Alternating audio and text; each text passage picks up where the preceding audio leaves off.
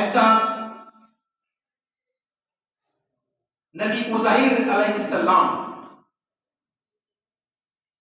ফজরের সালাত আদায়ের পর অথবা কোন এক সালাত আদায় করার পরে তিনি তার গন্তব্যস্থলে যাচ্ছিলেন। আয়াতের প্রেক্ষাপট বলে কোন একটি অভিযানে তিনি ছিলেন।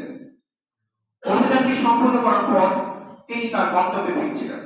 এমন অবস্থায় তিনি দেখলেন সূর্য এখনো ওঠেনি বা সূর্য এখনো ডোবেনি, এরকম অবস্থা। স্পষ্ট করে বলা যায় না যে সূর্য উদিত হওয়ার মুহূর্ত নাকি সূর্য অস্তমিত যাওয়ার মুহূর্ত। তবে বেশিরভাগ তাফসীরকারদের মতে এটি সর্বজন গ্রাহ্য যে ফজরের নামাজের পরে যে অল্প সময় থাকে ইশরাকের সালাত আদায়ের জন্য আমরা অনেকে মসজিদে বসে থাকি, তাসবিহ তাহলিল করে ইশরাকের সালাত আদায় করে ফিরে যায়। যাদের কাজ আছে তারা চলে যাবে, এটা স্বাভাবিক। সালাত আদায় করে বসে থাকতে আমরা জরুরি নয়, যার প্রয়োজন সে বসে থাকবে, যার প্রয়োজন সে চলে যাবে, এটাই হাদিস প্রমাণ করে। তো উযাইর আলাইহিস সালাম তার অভিযানে ছিলেন, তিনি ক্লান্ত বোধ করলেন, তাই এক জরাজীর্ণ এরিয়াতে যখন উপনীত হলেন তার গাধাকে একটি নির্দিষ্ট জায়গাতে বাঁধলেন। গাধাকে বেঁধে রাখার পরে তিনি একটুখানি ক্লান্তি দূর করার জন্য বিশ্রামে আছেন।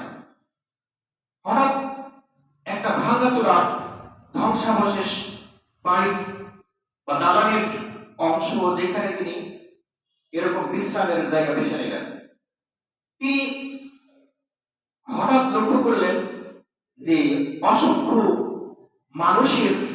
মৃত্যু মানুষের খুলি, মাথার খুলি অথবা শরীরের বিভিন্ন ধরনের হাড় এমন ভাবে ছড়াই ছিটায় রয়েছে, জায়গাটি অতি ভয়াবহ একটি জায়গা।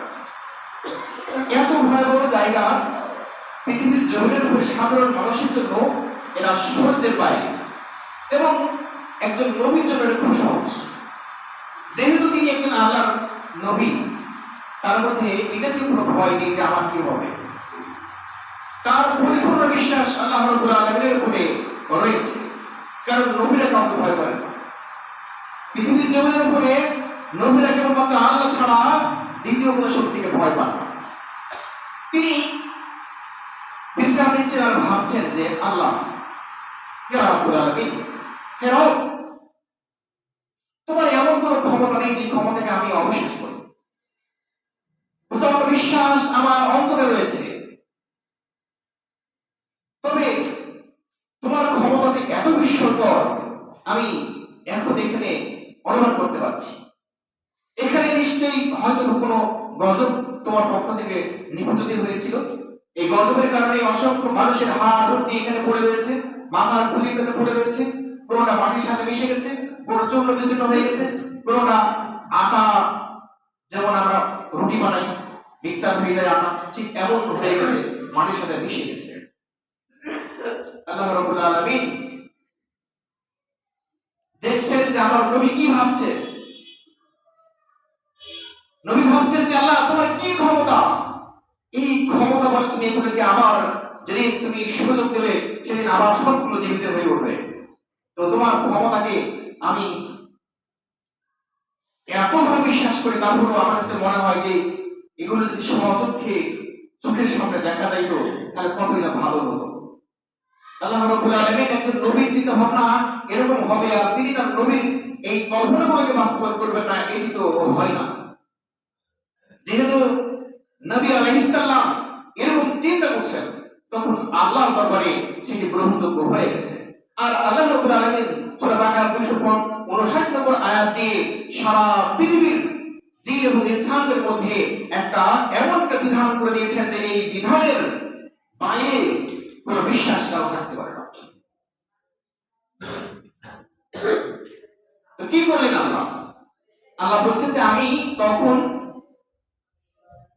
উযাইর এর নৃত্য দিয়ে দিলাম। উযাইর দিলাম। যেহেতু উযাইর আলাইহিস সালাম ভাবছেন যে মৃত প্রাণী, মৃত মানুষ, যার কোনো অস্তিত্ব নেই, এগুলো জীবিত হয়ে পড়বে, আল্লাহ কি তোমার ক্ষমতা, নিজের চোখে যদি দেখতে পারতাম এই ক্ষমতা, তাহলে কতটা ভালো হতো।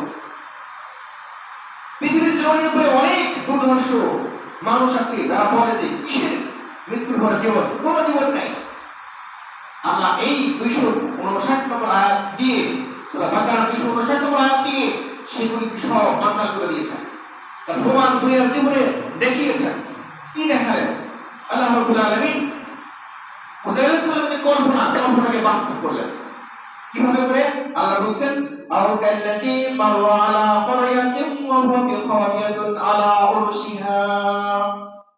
আল্লাহ বলছেন যে হে নবী মুহাম্মদ সাল্লাল্লাহু আলাইহি সাল্লাম, আপনি ভাবুন তো, একবার ভেবে দেখুন তো, আমি ওই ব্যক্তিটির জন্য কি করেছিলাম। সেই ব্যক্তি, যে ব্যক্তিটি বসে বসে ভাবছিল যে মৃত ব্যক্তিকে আল্লাহ তুমি কিভাবে করে জীবিত করবা, এই ক্ষমতা তো বা আছে, কিন্তু আমার খুব বিস্ময়কর মনে হয় নবী মুহাম্মদ সাল্লাল্লাহু আলাইহি ওয়াসাল্লাম বলছেন আপনি এই বিষয়টা ভাবুন তো। তখন কি হলো? আল্লাহ বলছেন যে ক্বালা আন্না ইউহয়ি হাযিহিল্লাহু বা'দা মাউতিহা। আল্লাহ বলছেন হে নবী, উনি ভাবছিলেন বসে বসে যে আল্লাহ এই যে মৃত জীবনগুলো, মৃত ব্যক্তিগুলো যাদের হাড় মাটির সাথে মিশে গেছে, তুমি কিভাবে করে এইগুলোকে জীবিত করবা, কিভাবে করে জীবিত করবা?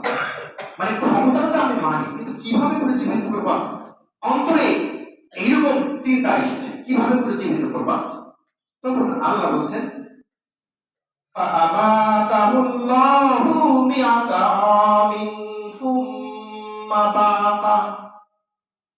মিয়াতা 100, মিয়াতা 100 মিন, মিয়াতা মিন 100 বছর।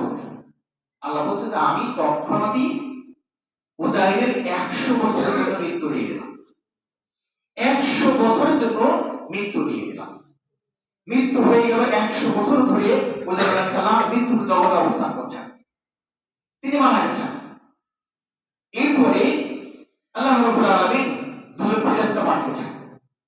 দুজন ফেরেশতা পাঠিয়ে ফেরেশতা নির্দেশ দিলেন, হে আমার ফেরেশতারা, তুমি যাও, তোমরা যাও, যাই দেখো উযাইরের 100 বছর মৃত্যুর পর তার শরীরের হাড়গুলোর কি অবস্থা হয়েছে। তো 100 বছর মৃত্যুর পর একজন মানুষের শরীরের হাড়টি কেমন হতে পারে? আমরা জানি যে নবী আলাইহিস সালাম, নবী সাল্লাল্লাহু আলাইহি সাল্লাম, রাসূল সাল্লাল্লাহু আলাইহি সাল্লাম, রাসূল আলাইহিস সালাম, এদের কারোর লাশ কখনো নষ্ট হবে না, অক্ষত অবস্থায় থাকবে। আল্লাহর মতো আল্লাহ যেমন চিরঞ্জীব, নবী এবং রাসূলদেরও লাশগুলো এরকম অক্ষত অবস্থায় থেকে যায়। দুজন ফেরেশতা এসে দেখলেন যে উযাইর আলাইহিস সালামের হাড়গুলো সব পানির সাথে মিশে গেছে, কিছুই নেই। আর তাদেরকে নির্দেশ দেওয়া হলো, আল্লাহ নির্দেশ দিলেন যে তোমরা যে উযাইরের হাড়গুলোকে একত্রিত করো এবং তার শরীরের স্ট্রাকচার বানিয়ে দাও। তারা এসে বানাচ্ছেন, আর উযাইর সালাম স্বপ্নে দেখছেন। তিনি ভাবছেন যে আমি স্বপ্নে দেখছি, আমার ঘুম আসেনি, কিন্তু ঝিমঝিম অবস্থা, ঘুম এসেছে বা আসেনি, আমি দেখতে পাচ্ছি যে আমার চোখের সামনে আমার যেন মৃত্যু হয়ে গেল। আর দুজন ফেরেশতা এসে আমার হাড়গুলোকে আবার একত্রিত করছেন। একত্রিত করে আবার আমার যেখানে যেটা ছিল, মাথার চুল, শরীরের লোমকূপ যেখানে যা ছিল সবগুলো সেট করলেন, রিসেট করলেন, করে এবার অপেক্ষা করছেন। আল্লাহকে বলছেন যে আল্লাহ সবকিছু রিসেট করা হয়েছে। এবার আল্লাহ বললেন যে ঠিক আছে, আমি তার প্রাণ ফেরত দিচ্ছি। আল্লাহ এরপরে প্রাণ ফেরত দিলেন উযাইর আলাইহিস সালামের। এবার উযাইর সালাম চোখ খুললেন। তখন আল্লাহ বলছেন যে এবার ফেরেশতাকে আমি নির্দেশ দিলাম, তাদেরকে জিজ্ঞেস করো যে তোমাদেরকে জিজ্ঞেস করো যে কত বছর, হে নবী আপনি কত বছর ঘুমিয়েছিলেন? قال كم لبثت قال لبثت يوما أو بعض يوم। আমার ফেরেশতারা জিজ্ঞেস করলো, হে নবী আপনি কত বছর শুয়েছিলেন? আর উনি বলছেন যে এই তো কলা লাবিথু ইয়াউমান আও বা'দা ইয়াউম, এই তো ঘুমালাম, ফজরের নামাজ পড়ে একটুখানি রেস্ট নিচ্ছিলাম, ইশাকে সালাত আদায় করবো, এই এতটুকু ঘুমিয়েছিলাম। ফেরেশতারা বলছে যে হে নবী না, আপনি তা করেন। তখন ফেরেশতারা বলছেন যে قال كم قال لبثت يوما أو بعض يوم قال بل لبثت 100 عام فانظر إلى طعامك وشرابك لم يتسنى। হে নবী, আপনি 100 বছর মৃত অবস্থায় ছিলেন। 100 বছর মৃত অবস্থায় ছিলেন। তিনি অবাক হচ্ছেন, আমি 100 বছর মৃত অবস্থায় ছিলাম, 100 বছর মরেছিলাম। আমি তো চিন্তা ভাবনা করছিলাম এইরকম, তাহলে নিশ্চয়ই আল্লাহ আমার মৃত্যু দিয়েছিলেন। অবিশ্বাস করে একজন নবী উল্টাপাল্টা কথা বলতে পারেন। আমাদের বক্তব্য এই লেভেল হয়ে যায়, আমরা অন্য কিছু প্রায় একদম উল্টাই ফেলি, কিন্তু নবী তো এরকম পারেন না। যাহা আমি এরকম ভাবছিলাম আল্লাহ আপনি 100 বছর মৃত্যু দিয়েছিলেন, তারপরে কি হলো? হ্যাঁ, আমি স্বপ্নের মধ্যে দেখছিলাম যে আমার মৃত্যু হয়েছে, আমার শরীরে হাড়গুলো রিসিভ করা হচ্ছে ইত্যাদিতে ভাবছে। হ্যাঁ, আপনি ঠিকই ভেবেছেন। ফেরেশতারা বললেন, তারপরে ফেরেশতারা বলছেন যে আপনি আপনার সঙ্গে খাদ্য ছিল না, ওয়া তাআমিকা ওয়া শারাবিকা, আপনার সাথে আপনার আঙ্গুর ফলের রস ছিল না, তাআমিকা ওয়া শারাবিকা, আপনার সাথে রুটি ছিল, আপনি যে রুটিটা খাইতে পছন্দ করেন, আর আপনি আপনার খাদ্য খুব পছন্দ করেন রুটির সাথে রুটি আর আঙ্গুরের রস, এই খাদ্য আপনার পছন্দের, অথবা জলপাইয়ের রস। তাফসীরের মধ্যে এসেছে আঙ্গুরের রস অথবা জলপাইয়ের রস। তো জলপাই দিয়ে রুটি খাওয়াটা কোরআন দ্বারা প্রমাণিত। কোন মানুষ যদি জলপাই দিয়ে রুটি খেতে চায়, জলপাই খাদ্য হিসেবে নিয়ে খাবার হিসেবে তরকারি হিসেবে ব্যবহার করতে চায়, এটা আল্লাহ দেওয়ার স্ট্রাকচার। নবী যেহেতু পছন্দ করতে, তার সঙ্গে তিনি রেখেছিলেন রুটি, জলপাইয়ের রস অথবা জলপাইয়ের আচার অথবা আঙ্গুরের রস ইত্যাদি রেখেছিলেন। তো ধরে নেওয়া হতে পারে যে এখানে সারাবিকা পানীয় কিছু ছিল, সারাবিকা মানে শরাব মানে পানি, তিনি যেটা পছন্দ করতেন। আপনি দেখেন তো এগুলো ঠিক আছে কিনা, তিনি লক্ষ্য করলেন। তো লক্ষ্য করতে দেখছেন, তিনি বলছেন হ্যাঁ, এই তো অন্নবী রয়েছে, আমার রুটির কোনো পরিবর্তন হয় নাই, আঙ্গুরের রসের কোনো পরিবর্তন হয় নাই, জলপাইয়ের আচার যেটা আমার পছন্দ করি সেটা কোনো পরিবর্তন হয় নাই, তো না কিছুই তো হয় নাই। এবার ফেরেশতারা বলছেন আচ্ছা কিছু হয় নাই, তাহলে আপনি এবার ইলা হিমারিকা, তাহলে আপনি আপনার ওই যে গাধার দিকে তাকাতো। এবার গাধার দিকে লক্ষ্য করে দেখছেন যে গাধার কোন চিহ্ন নেই, একেবারে নিষ্পেষিত হয়ে গেছে, মাটির সাথে মিশে এই গাধার কোনো অস্তিত্ব নেই। হাড় হুটি একটা হচ্ছে না, কোনো ক্ষমতা নেই যে এটা গাধার, আমার গাধার একটা অংশ বিশেষ, কোন সুযোগ। এইবার তিনি ভাবলেন যে গাধার এই অবস্থা, তাহলে আমার খাদ্য খাবারের পরিবর্তন তো হয় নাই, আলহামদুলিল্লাহ খাদ্য খাবারের পরিবর্তন হয় নাই। এখানে একটা বিষয় যে খাদ্য খাবার উজাইর আলাইহিস সালাম থেকে শুরু করে বা আদম আলাইহিস সালাম থেকে শুরু করে মূসা আলাইহিস সালাম পর্যন্ত আল্লাহ খাদ্য খাবারের উপরে বিশেষ নিষেধাজ্ঞা জারি করেছিলেন, কোরআন দ্বারা প্রমাণিত। যে সূরা ফুরকানের মধ্যে আল্লাহ এই ঘটনা দিয়েছেন এবং সূরা কসাসের মধ্যে ঘটনা দিয়েছেন, বিস্তারিত বিবরণ সেখানে দিয়েছেন যে মূসা আলাইহিস সালামের কওম পর্যন্ত খাদ্যদ্রব্য দিয়ে আল্লাহ বিশেষ নির্দেশনা দিয়েছিলেন যে তুমি আমার মানুষের জন্য যেগুলো খাদ্য খাবার ব্যবহার করবে সেগুলো তুমি নষ্ট করতে পারবে না। মূসা আলাইহিস সালামের কওম যখন আল্লাহর বিধানকে অমান্য করলো যে যতটুকু খাদ্য ততটুকু খাদ্য দেবে, এর বেশি দেবে না, কিন্তু খাদ্য খাবার তারা অমান্য করলো যে বারবার কেন খাদ্য খাবার নিতে আসবো, আসমান থেকে খাদ্য খাবার অবতীর্ণ হয়, সালওয়া এবং মান্না, পাখির গোশত এবং মাশরুম দিয়ে এক একবার খাদ্য আসতো, একই রকম আইটেম, কিন্তু স্বাদ ছিল ভিন্ন রকম। এক এক দিনের খাবার স্বাদ ছিল এক এক রকম, একরকম হইতো না, যদিও আইটেম ছিল একরকম, কিন্তু তারা অমান্য করে বললো যে আমরা একদিনে বেশি করে নিতে হবে, বারবার এখানে আসতে পারবো না, এক জায়গা থেকে এসে খাবার নিতে হবে, আমরা বেশি করে নিয়ে যাবো, 7 দিন 10 দিন 12 দিন 15 দিন 1 মাস চলবে, বস্তা বোঝাই করে নিয়ে এসছে খাবার রেখে দিয়েছি, আগামীকাল যাবো না। মূসা আলাইহিস সালাম দেখছেন আমার কওমের হলো কি, 12টি কওমের 12টি সন্তান তো এখানে আসেইনি, অনশনেরও আসেনি। ব্যাপারটা কি হলো? বুঝতে দেখা গেল তারা আগের দিনে প্রচুর খাবার নিয়ে গেছে, আর আজকে আসলে এই কথা বলছে। খাবার নিয়ে খাওয়াটাই একটা ইবাদত ছিল, নিয়ম ভাবে আসতে হবে, নিয়ম ভাবে খেতে হবে, এটা আল্লাহর ইবাদত। তার অবাধ্য করলো, পরে যে দেখে যে খাবার সব পচে গেছে, everything has been rotten by the word of Allah subhanahu wa ta'ala, সব কিছু পচে গেছে আল্লাহর হুকুমে। ওরা এসে বলে যে রাসূলুল্লাহ অন্যায় করে ফেলেছি, ক্ষমা করে দিন, আল্লাহকে বলুন আমাদের ক্ষমা করে দিতে, খাদ্য খাবার পচে গেছে। ওই যে পচন শুরু হলো, এরপর থেকে পচন শুরু হয়েছে, খাদ্য খাবার আজও পচে যাচ্ছে। আর এখন আমাদেরকে আল্লাহ নতুন প্রযুক্তি দিয়েছেন, ফ্রিজের মাধ্যমে ফ্রিজিং করে আমরা খাদ্য খাবার সংরক্ষণ করতে পারি, জায়েজ রয়েছে। তো এরপরে হুসাইন আলাইহিস সালাম দেখলেন যে খাদ্য খাবারের পরিবর্তন হয়েছে, গাধার কি অবস্থা হয়েছে, এই অবস্থা হয়েছে। এখন অনেকে বলতে পারে যে এটা খালি কিচ্ছা কাহিনী না, কিসের কিচ্ছা কাহিনী? আল্লাহ তো বলেছেন যা তাই। কোরআন প্রমাণ দিচ্ছে খাদ্য খাবারের পরিবর্তন হবে না, হয়নি, কিন্তু গাধার পরিবর্তন ঘটে গেছে। আর গাধাটির সামনে এবার ফেরেশতারা একটা একটা করে যেখানে যাচ্ছিল রিসেট করছেন, তার গাধার শরীরে যে চামড়াগুলো ছিল লাগালেন, তারপরে সব কিছু দিয়ে এবার তিনি যখন গাধার পরিপূর্ণতার রূপ পেল, তখন আল্লাহর কাছে অনুমতি চাইলেন যে আল্লাহ আমরা কাজটা করতে পেরেছি সম্ভবত। আল্লাহ এবার ফেরেশতাদেরকে বললেন যে ঠিক আছে আমি জান করে দিচ্ছি। তিনি প্রাণ ফিরে দিলেন, আল্লাহ গাধার প্রাণ ফিরিয়ে দিলেন। গাধা প্রাণ ফিরে চিৎকার দিয়ে ভাষা ব্যবহার করছে মানুষের মতো, যে কিয়ামত শুরু হয়েছে, কিয়ামত শুরু হয়েছে। হুসাইন বললেন যে এই যে আমি তোমার পরি নিজে আছি তো, কিসের না, কোনো কিয়ামত শুরু হয়নি, তুমি চুপ করো। গাধা চুপ হয়ে গেল। হুসাইন বললেন যে হুসাইন তখন অবাক হয়ে গেছেন, তিনি বলছেন যে ফালাম্মা তাবায়্যানা লাহু ক্বালা আ'লামু আন্নাল্লাহ আলা কুল্লি শাইইন কাদির।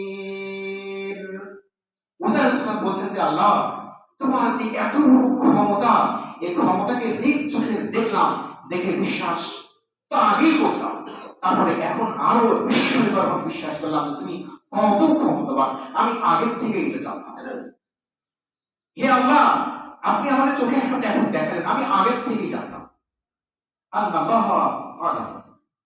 তোমার যে কি ক্ষমতা সেটা আমি আগের থেকে জানতাম, এখন আমার ক্ষমতা আরো সুদৃঢ় হলো, এত সুদৃঢ় হলো যে এই সুদৃঢ় ক্ষমতা থেকে আমি এখন প্রমাণ করতে চাই, বা আমি এখন বলতে চাচ্ছি এটাই যে আল্লাহ তোমার সাথে বড় ক্ষমতা বা পৃথিবীর জমির উপরে গেল, সব তো আসলে আমি সত্যি রব, এরা আমার কাছে প্রমাণিত হয়ে গেল।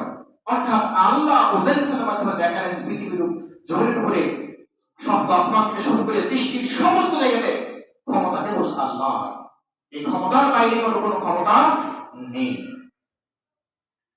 এই আয়াতটা, পবিত্র কোরআনের এই আয়াতটা পৃথিবীর জমিনের সমস্ত মানুষের ভ্রান্ত ধ্যান ধারণাকে আল্লাহ নস্যাৎ করে দিয়েছেন।